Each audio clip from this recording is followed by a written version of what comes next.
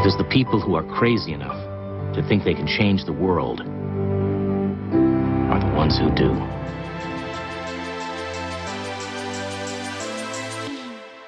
Welcome to Successful Dropout.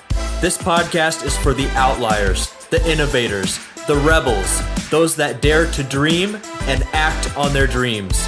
I'm your host, Kylan Ginger. Join me as we find out what it takes to drop out, grind, and succeed as an entrepreneur. All right, let's get started. What's up, Successful Dropouts? Get stoked because today on the show we have Hayden Miyamoto. Dissatisfied with the state of public education, Hayden dropped out of high school at the age of 17 and started his own web design business. For the next several years, he would go on to succeed and fail in both online and offline business ventures until 2011 when he discovered niche sites. In under a year, he built over 3,000 websites and became an expert in the niche site industry. In the summer of 2012, he started a blog which would eventually morph into NoHatDigital. The mission of NoHatDigital is to create opportunities for people to earn a full-time, remote, online income and to give them an opportunity to live and work with their peers, building a community of like-minded online entrepreneurs. He also recently launched a new venture called WiredInvestors, which buys online businesses with unrealized potential and maximizes their revenue. So Hayden, that's the intro that I have for you, but tell us a little bit more about yourself and what you do. Yeah, I mean, that's pretty accurate. I'm 31 years old. I started, I guess, my entrepreneurial journey when I was 17. I live here in Mexico. I've been living here for 4 years, but have been spending the winters here for the last maybe 12 or 13. Got a wife, 2 kids, son age 12 and daughter age 10. I believe in community, so we have a community here of peers that kind of imported from around the world. At any time, we've got like 8 to 12 people. We've rented a few houses in a small town called Valle de Bravo, Mexico. And that's pretty much it. So you mentioned you have like 8 to 12 people come down and you work with them, or they work with you? So they're employees, but yeah, they would come down and work on a project. So that last thing you mentioned, WiredInvestors, we buy businesses that are making like between 50 and 100,000 a month, and we just kind of identify all the areas of opportunity, bring some people down to work on them, usually through the NoHatDigital blog or through WiredInvestors itself. And the goal is really to kind of double their earnings within 3 months, and then eventually, take them to become a much bigger business within, sort of a midterm plan of 2 to 3 years before exiting. How long do they usually stay down there with you before that process is over and they go back home? It depends. I mean, some people just move here. They like it a lot and they move here. But generally it's 1 to 2 months. Actually, just today, 3 people just left, and they just finished 3 months here, but 2 of them will be back in July. That's incredible. So you found a little city and you're kind of creating your own community there. Why Mexico? Why did you decide to move there? So my wife is half Mexican. Her mom's family is here, and so it's a beautiful town. So it's actually kind of based purely on our kids and schooling, actually. So when the kids were really small, we spent the winters here and the summers there, which was perfect. Then we decided to do a few years in Toronto, Canada. Didn't really like it, especially the kids didn't like school so much. We decided we'd try just 1 year in Mexico, put them in a private school here, half English, half Spanish, right. And it's been great. So we've been here for 4 years now. Go ahead. Oh, the only issue, I guess, for me was that, when I first came down here, I didn't speak that much Spanish, and there are not that many sort of online entrepreneurs here. So I realized, probably the best way to get peers, aside from just, giving up and leaving, was to import them. So that's what we did.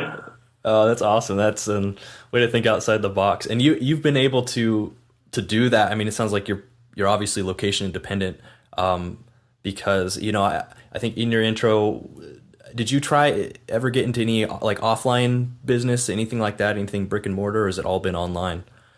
Yeah, I've done some offline. So actually, I guess if we go right back to the beginning, when I was 17, I dropped out of school, started a web design business, and one of the clients of the business was like a high-end Japanese Asian furniture store in Toronto.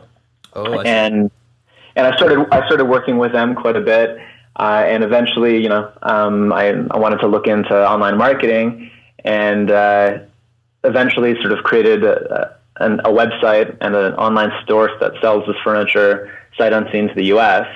Kind of figured out search engine optimization back in the day. That would have been like 2002 or something. And we ranked with this tiny little shop, ranked for everything. We ranked for furniture, we ranked for tables, we ranked for kitchen, like anything.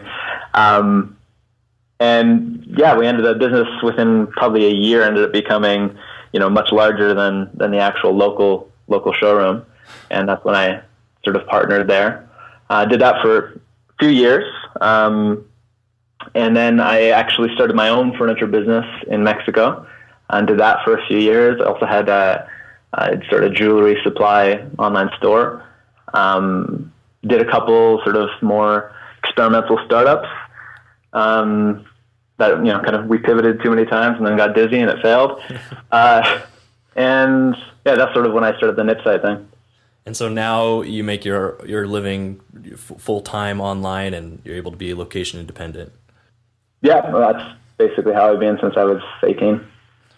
So Hayden, here at Successful Dropout, we help young college-age students go from leaving school early to becoming successful entrepreneurs. And the first step there is the scary decision on whether or not to leave school. So I know you never even went to college, you dropped out of high school, but take us back to that time. Tell us a little bit of the story of why you decided that was the best decision for you.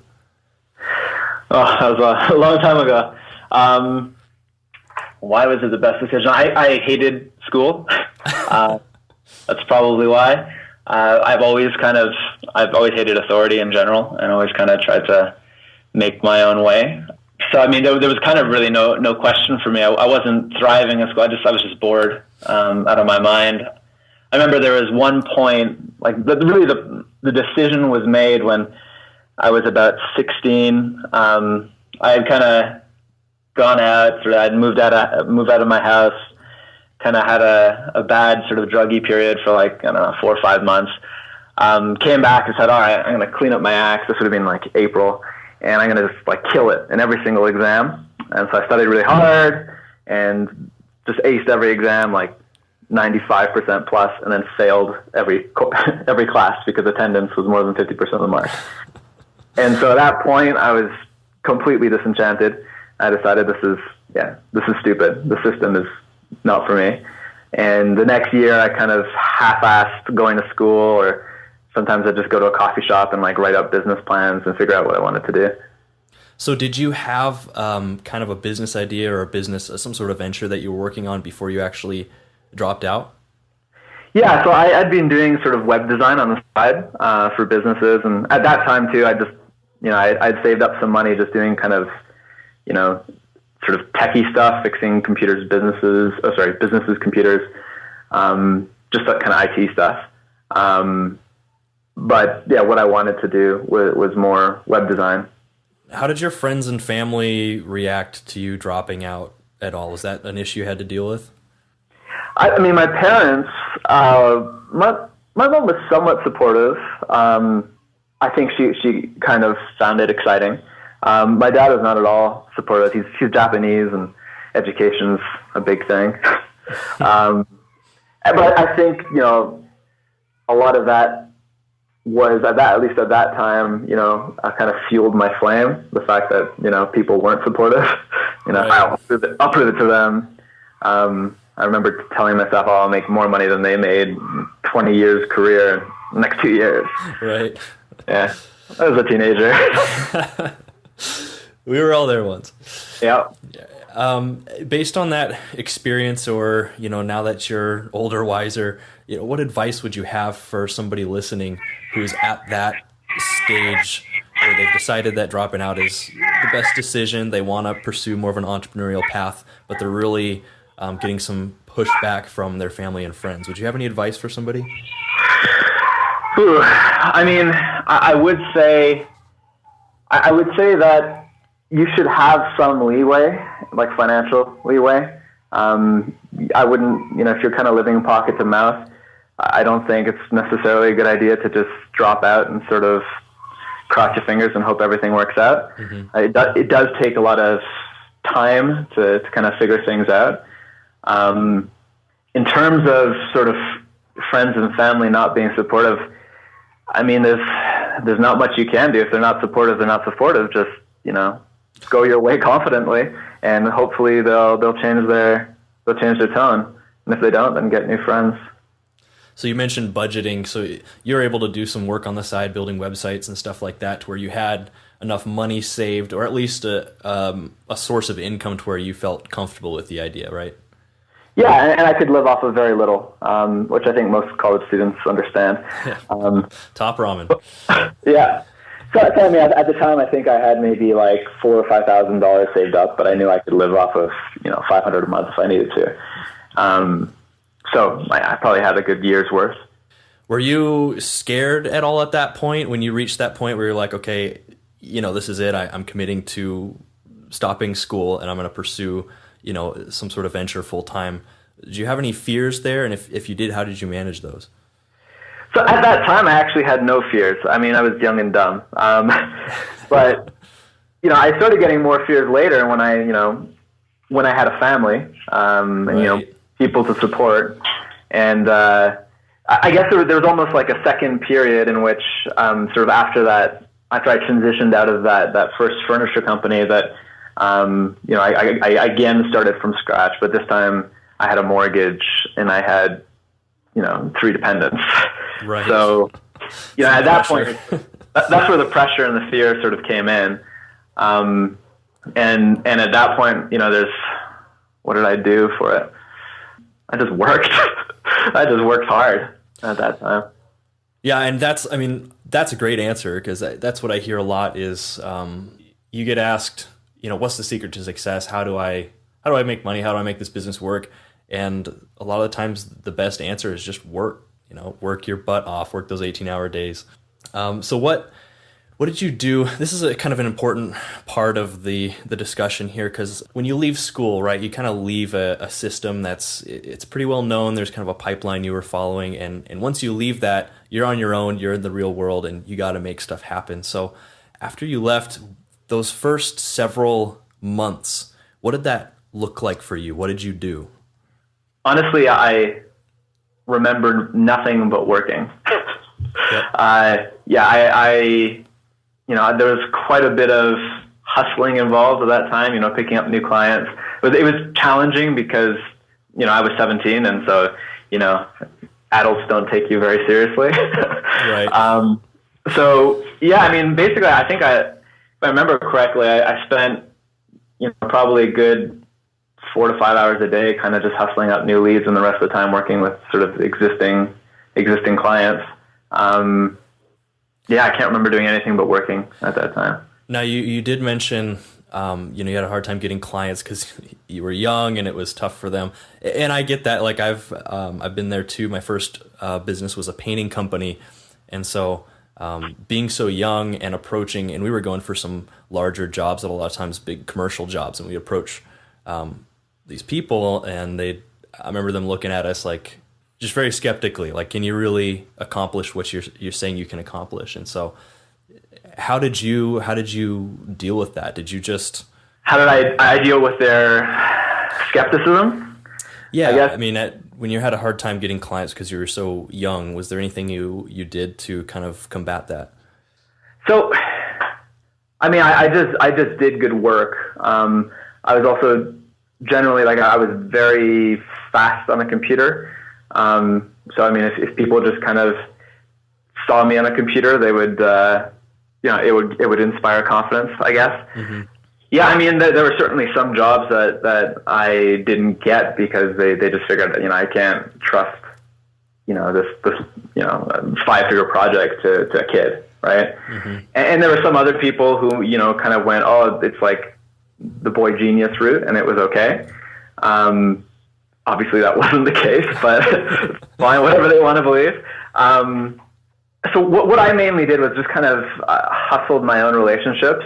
At that time, I was volunteering for like kind of a local business development nonprofit. And so through all the people I was working with, I got a lot of introductions to other nonprofits. So I kind of focused on the nonprofit sector for development. Mm-hmm. And that's where I got most of my initial clients. And then the furniture company I got was actually one of the businesses within that sort of local community. And I had written an article in like a little newspaper recommending sort of like an odd jobs network. And I came in to do something technical for them and then just convinced to do their website. So it was really just from kind of hustling people. Right. Yeah. And so you started building websites, you got into the furniture industry, the jewelry industry, sounds like a few different ventures. And then what I'm interested to hear about is this kind of your journey with niche sites. Because it's incredible to me, the concept that you would build 3,000 sites in under a year. So tell us about how you got into niche sites and how you built 3,000 of them. I mean, that's incredible. So at the time, so what a niche site is it's a very small site about something very micro niche, So right? like what's a specific example? Like sort of radiologist schools in Maryland, right? Wow. Like very, very That's niche, right? Yeah. And so what there was a thing going around back then about sort of developing these micro niche sites, and a lot of people were getting, good passive income from it. And a lot of it depended on having sort of the right domain name, an exact match domain name. So if you wanted to target the term, radiology schools in Maryland, you would get radiologyschoolsinmaryland.com or .net or .org at that time, right? This is back in like 2011, 2010, Right. 2012. So I just kind of developed a system to find all those domain names, to sort of figure out what keywords were heavily searched, but not very competitive in terms of search engines, and then where those domains existed. And then I just had a system that just bought domains for me. And then I had another system that kind of went to a large group of Filipinos, had maybe 25 to 30 Filipinos working on it full time. Just writers and people who set up the sites and people who built links to them. And I also developed like a technique to find expired domains that had links, since links are a big part of the search algorithm. Mm-hmm. It was basically just a system I developed through a combination of automation and outsourcing, and just scaled it up to the point where I was buying batches of 400 or 500 sites at a time. That's incredible. And was it just you and you mentioned you were using VAs? Yeah, so it was me, and it was another partner, a Russian guy who was in Toronto at the time. He was a programmer, and a ton of VAs. And there was actually one other guy who was local too, who was more of a designer / manager. How did you generate? How does that kind of model generate revenue? So it generated purely through Adsense, Google Adsense at the time. You can also do it through Amazon Associates, but that model at the time was through Google Adsense, so advertising. And that, you're not doing that so much anymore, is that correct? Yeah, so Google changes things. There were a bunch of updates that they made to kind of make this a lot harder. So over time, the micro niche sites became kind of niche sites, and they, instead of being like 1 to 5 page sites, they would be 10 to 20. And then even later, Google wanted to make things even more authoritative, so then they were sort of authority sites that were 100 to 200 pages, and maybe just towards health careers as opposed to radiology schools. And then it's gotten to the point where authority is being rewarded even more, which is why I'm kind of just I just buy businesses that have already made it. Right. So you transitioned kind of from that to now you actually purchase online businesses, correct? Like websites. Mm-hmm. And basically, do you flip them? Yeah. So we'll buy a business. Let's say it's making like $50,000 a month, right? The goal for us, so I kind of have like a system to analyze opportunities. the goal is like there has to be enough low-hanging fruit for us to kind of double the business in 3 to 6 months, to bring it to like 100K a month. And the long-term play would be to kind of bring it to sort of a 3 million run rate, because that opens up a whole new buyer universe, sort of looking at like publicly traded media companies and tech roll-ups that if they, you can sell to them for 6 to 7x, and we're buying at 3x. So there's a good arbitrage opportunity. So how do you generate revenue where you're at right now? So right now, I generate revenue I still build some of my own sites through internships. And then I also, I buy businesses. So we've got 2 now. I just started this about 6 months ago. And we're aiming to probably close another deal every month from now on. I was looking at your website here, NoHatDigital, and you've got a whole section here for free courses on finding your niche, finding your customer, finding your domain. That's incredible. Yeah. So that was another project I was just doing. I guess I'll give a little bit more history. So after the whole niche site empire, actually that happened while I moved to Mexico back in 2012. And that was sort of a time when I kind of like played with very early retirement and just got bored out of my mind. It was sort of, you work hard to sort of get to that 4-hour work week point, right? And then if you didn't have something planned to replace that extra time, it's replaced with just a giant existential crisis. So, so I kind of, I got really into this Mexican sport, which is like a weird version of racquetball called fronton. And so I go out and play like 4 or 5 hours a day, come back, sort of check my stats. Okay, cool. I just made $500 while I was playing fronton, and then have nothing to do for the rest of the day. So I decided I'll start a blog. And so I started a blog, just mainly in order to just kind of meet other people who spoke English and had online businesses. And eventually I kind of came, I was sort of just helping people out, and a lot of people started saying, they wanted me to teach them, but I didn't want to sell a course. So I decided to try an internship, like a remote internship where I would just teach them what I did for 30 days, kind of guide them through it, sort of judge all their work. And they would work for me on my businesses during those 30 days. And so that was back in like 2012 that I did my first one. I'm now done about maybe 20, 30 batches, sometimes up to 120 people at a time. And a lot of this was based on a Google loophole that kind of closed at the end of 2014. So at that point, I sort of stopped doing the internships, stopped doing any courses, and I tried to just teach entrepreneurship, which was interesting. So at that point, I had done some retreats where I just brought people down to teach entrepreneurship, but they all came from this like niche site background. And so they were looking mainly at sort of exploiting loopholes, but not actually creating value.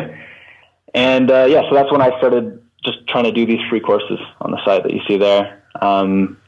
Overall though, I think learning like generic entrepreneurship is too hard for people. And so I do recommend that people kind of start out with some kind of existing online business loophole and just follow a blueprint and make it work. That may be different advice than what other people say, right. But this is probably from me dealing with, over 1,000 people and watching sort of success rates. And right now, like there's still opportunity in SEO. There's still opportunity. There's a lot of opportunity in FBA, and I'm not sure if you guys cover FBA at all. But no, what is that? It's fulfillment by Amazon. So it's basically optimizing Amazon listings and sourcing products from China. And those both have like big blueprints that you can just follow. And if you're good at following them and you're hardworking, you will be successful in them and you will make money in them. And at that point, you can kind of look and graduate and become sort of an adolescent entrepreneur. So can you give kind of a specific example of that you know of, like a case study, maybe one of your internships? Of the FBA or of? You mentioned finding kind of an existing loophole and not teaching like generic entrepreneurship, but kind of being more specific? Yeah, so like I guess there are two systems that are quite popular now, that are fairly simple, and they do take advantage of a loophole in an existing marketplace. So one is FBA. The basic idea is there's a bunch of resources out there for you to figure out how to judge the competition and the search volume of sort of keywords on Amazon, right? Mm-hmm. So if you want to, you find some weird niche like steam mops, right? And you realize that there's, like everything that ranks at the top of steam mops actually doesn't have many reviews, and you basically go out and you go to Alibaba and you basically get a sample for steam mops and order a bunch in. Essentially, it's an inventory business, but it's very easy to succeed in right now. It has been for the last year or two. I would say that FBA is in the place that niche sites was in back in like 2011, 2012. Wow. It's just easy. But it is somewhat capital intensive, and that you have to sort of make sure you have enough stock on hand. And so that's something that might exist for maybe a certain period of time, and then... Yeah, I mean, like all loopholes, eventually it'll close and they'll start getting harder. But I think it's a good place to start for a lot of people who've never really considered this. There's a lot of blogs that talk about it. Nichepursuits.com is one. Yep. The case studies his way through it. And actually, he started out with micro niche sites as well. So, Hayden, I want to talk about your worst entrepreneurial moment right now. Take us back to that time and tell us the story. Really make us feel like we're in the moment, because I know as entrepreneurs you have those ups and those downs, and I know my story is kind of highlighted by this point that I hit rock bottom and came up from that, and now everything else I experience kind of pales in comparison to that. When I compare it to that moment. So, what's your worst entrepreneurial moment? So, I mean, my worst moment, this is probably pretty common, but my worst moment would have been having like a big falling out with my best friend at the time. That we partnered on a business, and basically the partnership didn't work out and kind of killed the friendship for a few years. I mean, maybe that's not the best one to focus on. I guess one thing I could say is that, especially if you're building a business around a loophole, you're always going up and down. So I've had Google kill my businesses probably 6 or 7 times. So the whole thing was kind of, I got up to like $100 a day, and then it killed and I had nothing, right? Mm-hmm. And then got up to $500 a day and I got killed and had nothing. Then went up to $1,000 a day, got killed and had nothing. The last time I got killed, I had a very large team, and we were doing like 6 figures a month and went to nothing overnight. So that sucked. We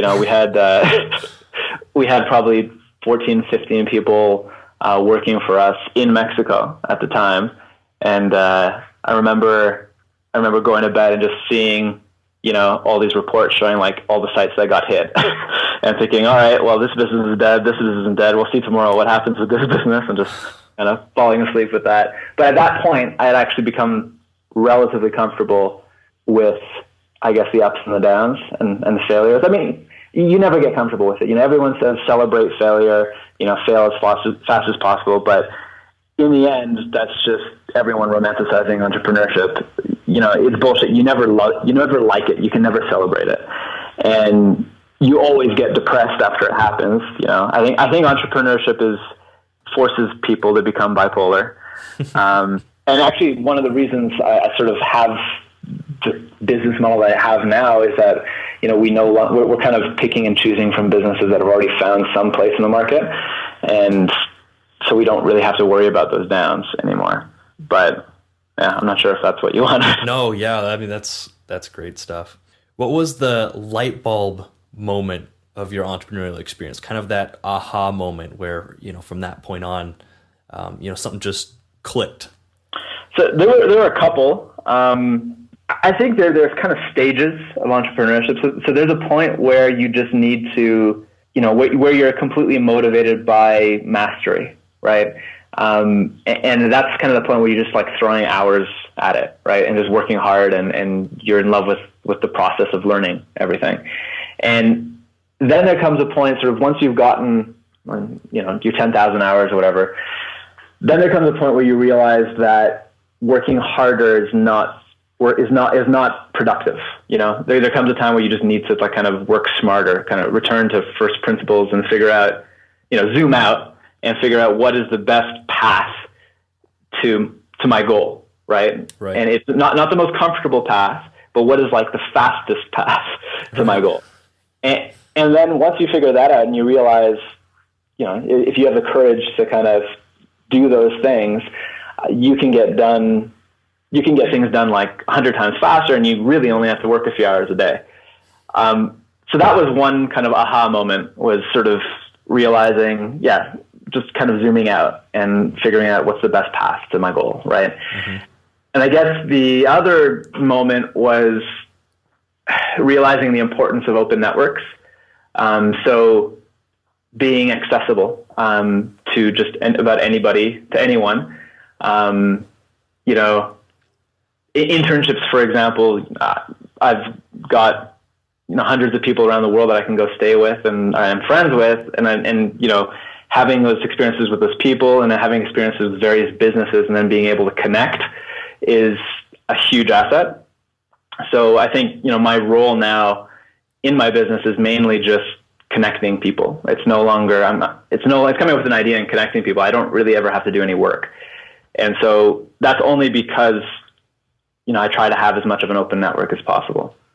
If you could time travel back to day one of your entrepreneurial journey and have 10 minutes with your former self to communicate any lessons you've acquired with the intention of saving yourself mistakes and heartache, what would you tell yourself? I'd tell myself exactly what I just said about the open networks, and tell myself not to work with family or friends. Just get out, meet people, put out resumes, or just get out of my especially my social comfort zone at that time. I think I could have accelerated things a lot if I had done that, and look for opportunities, to work and meet with other people. Nowadays, I guess this is 10 years ago, and 10 years ago this didn't exist. But nowadays, there's things like co-living and co-working spaces around the world. Yeah. There are groups like the DC where you can just meet other entrepreneurs. I would just say, get out and meet other people, meet people who are smarter than you, and learn from them. Do you kind of have that same environment down in Mexico with the 8 or 12 people you have with you? You kind of have a shared space. You all work together. Yeah. So we rent 3 houses. They're all within like 100 meters of each other. We have like a cook that cooks for us every day, so we all eat together. And definitely, it's like a little community. Yeah. We have our Olympics, which is just like we finished our first Olympics, which is like a bunch of different events that we competing against each other. No way, that's awesome. So really just developing that team atmosphere. Yeah, it's been fun. Well, Hayden, what is a personal habit that contributes to your success? Probably, those 2 things I just said. Being able to zoom out.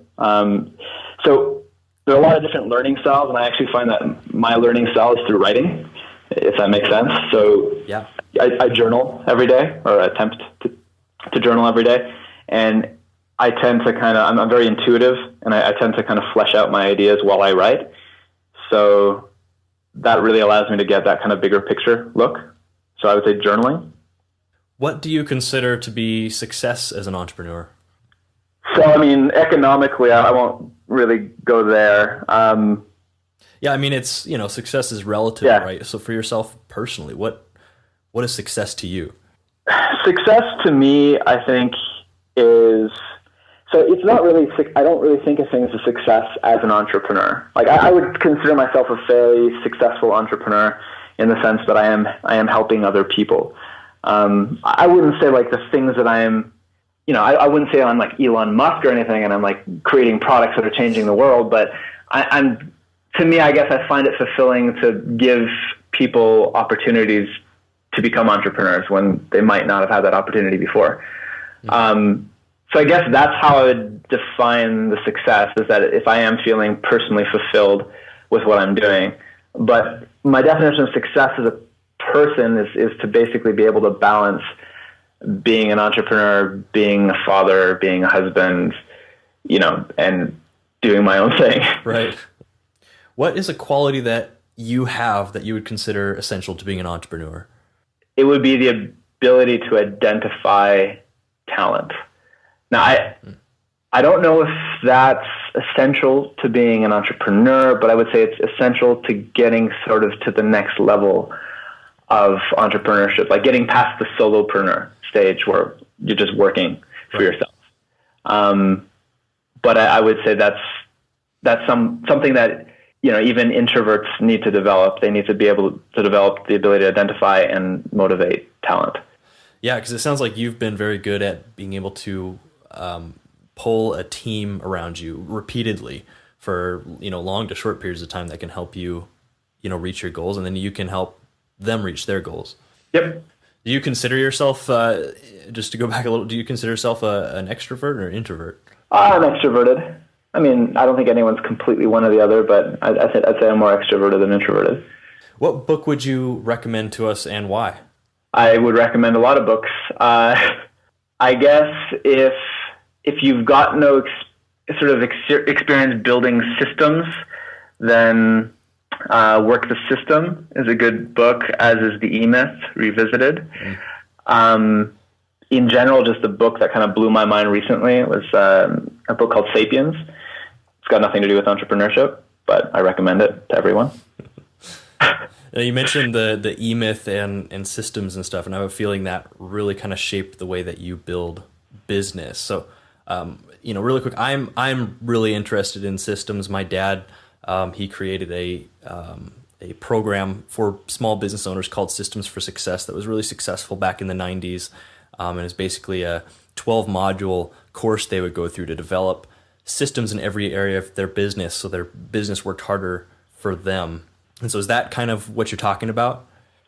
Yeah, so identifying all the processes that need to be done and outlining them. Basically, having good systems makes up for having mediocre talent. Yeah. And that's how corporations work. But I mean, if you're ever going to scale through like outsourcing offshore, then it's necessary, right? I mean, would you say that the bigger your business grows, the more important systems are? Absolutely, yeah. What is an internet resource like Evernote that you would recommend to our listeners, to young entrepreneurs?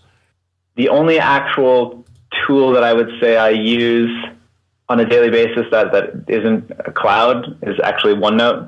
I vastly prefer OneNote over Evernote. And I'm on a Mac.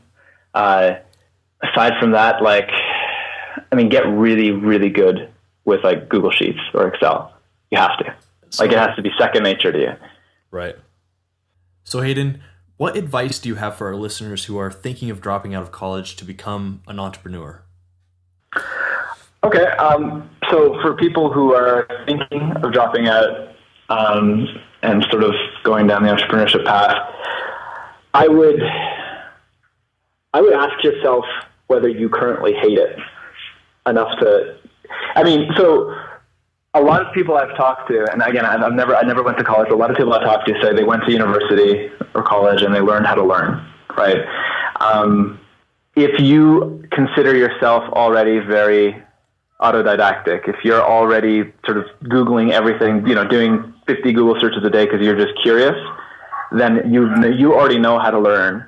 And I think aside from the little bit about, making sure you have a bit of financial leeway, I think you can drop out. You're not going to learn anything from college or university.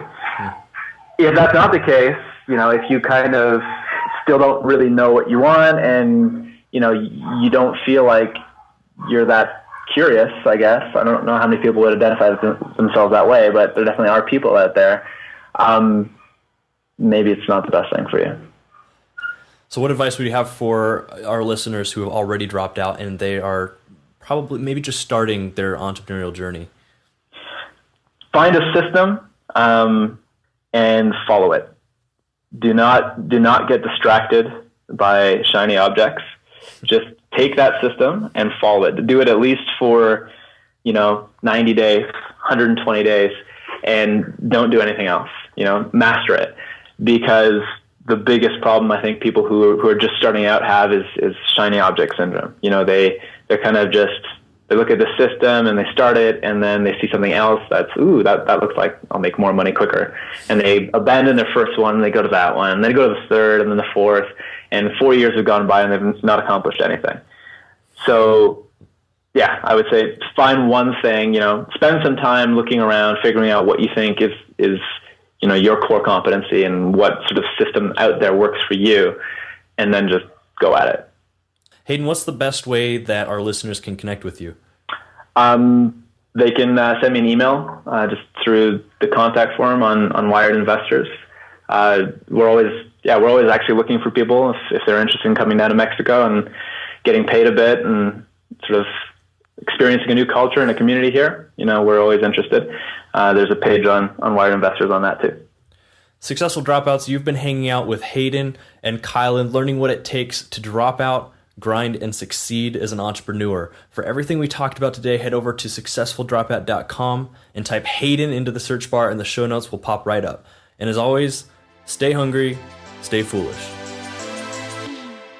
For more information about how to drop out, grind, and succeed, go to successfuldropout.com.